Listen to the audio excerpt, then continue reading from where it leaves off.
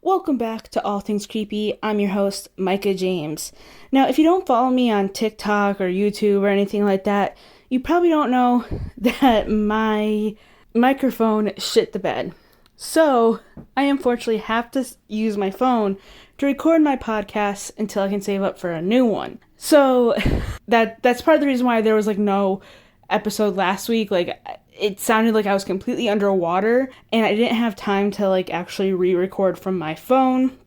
And I tried to do this one again this past Wednesday and my microphone just did not pick up anything. So with that being said, let's talk about 5 haunted and or abandoned amusement parks from around the world.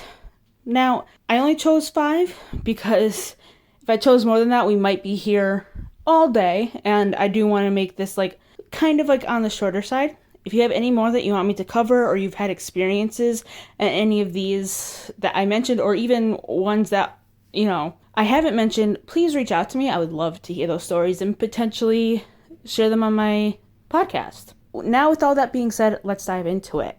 So the first one I want to talk about might be one of the more well-known ones, and that is Dreamworld in Coomera, Queensland, Australia. So basically in the late 1960s, a man named John Longhurst had taken his kids to a zoo in Sydney.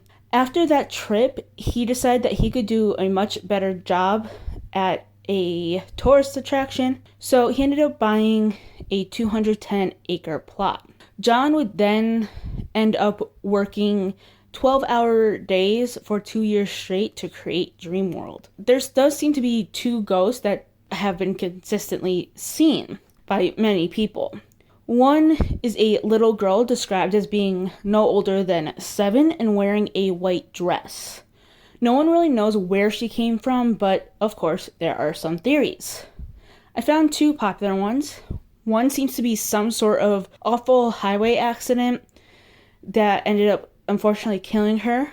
And then another is that she is buried in a grave by an old farmhouse that was either formerly on the land or somewhere near the land that Dreamworld is on. And with this theory, what I personally found, it was on Reddit, so I don't know how true this is. Again, it is a theory. On top of that, there were a few people who said that she potentially had some sort of illness that is today very preventable, like measles, polio, that kind of thing. And then the other ghost was given the name Jack Dark, and he has made himself known to the employees of Dreamworld. Jack was allegedly a gold prospector from the 1800s. He ended up meeting his untimely end when he was killed by a buzzsaw. Now, there's this ride that was open from 2011 through 2021, where Jack has been seen. And you won't believe what it's called. Or was called, I should say. It was called the Buzzsaw. I'm not entirely sure if he is still seen, but I've seen people say that they've seen this little girl as recently as 2024. But again, with Jack, I can't be 100% sure. The next one is Spree Park in Berlin, Germany. This park was originally opened in 1969, but was originally proposed after the reunification of Germany. Unfortunately, Spree Park had to close down in 2002 due to mounting debts. The oxidized rides now stand as an eerie reminder of what once was.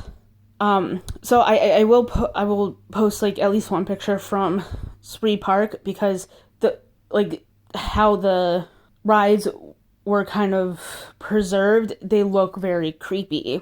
I couldn't find any evidence that this park is haunted, but it's definitely haunted by the creepy looking rides for sure. The next might be the most famous on this list. You might not know it by name, but you definitely know it by picture, which I will post on Instagram, Threads, and Blue Sky.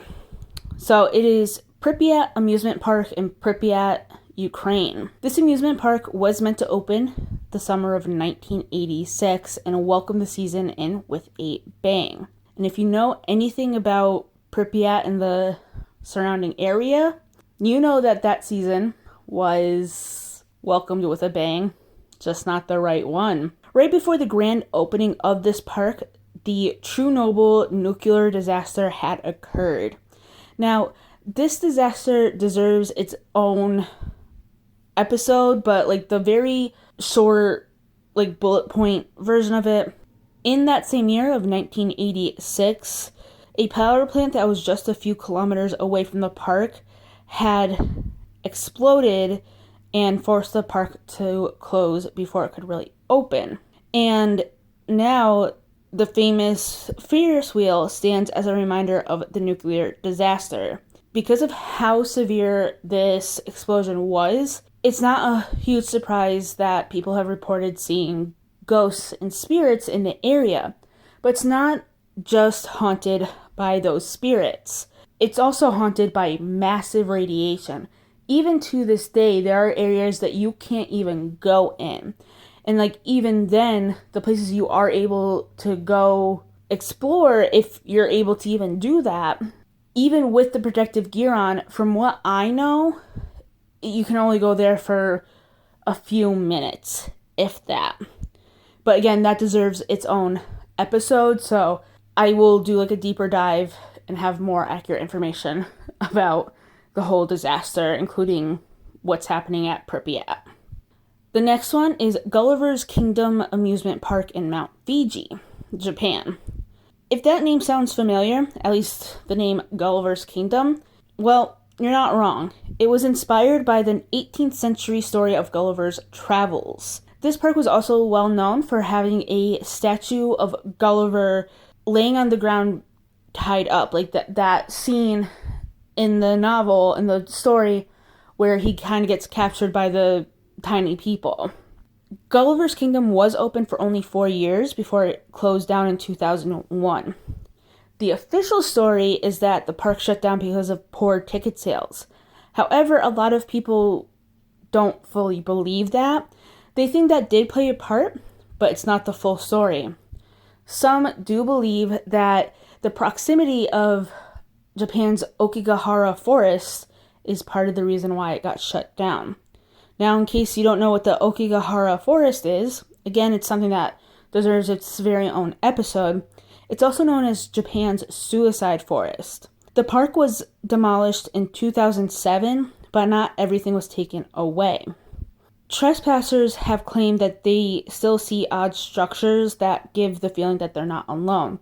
Now, with the proximity of Okigahara, that isn't hard to imagine. Like, that place in and of itself, like this stuff that I read about that forest, that doesn't give a lot of people a good feeling whether or not ghosts are real. Like, people just get this like really bad feeling when they go into that forest. So given the proximity as well, I can imagine why people don't feel like they're alone.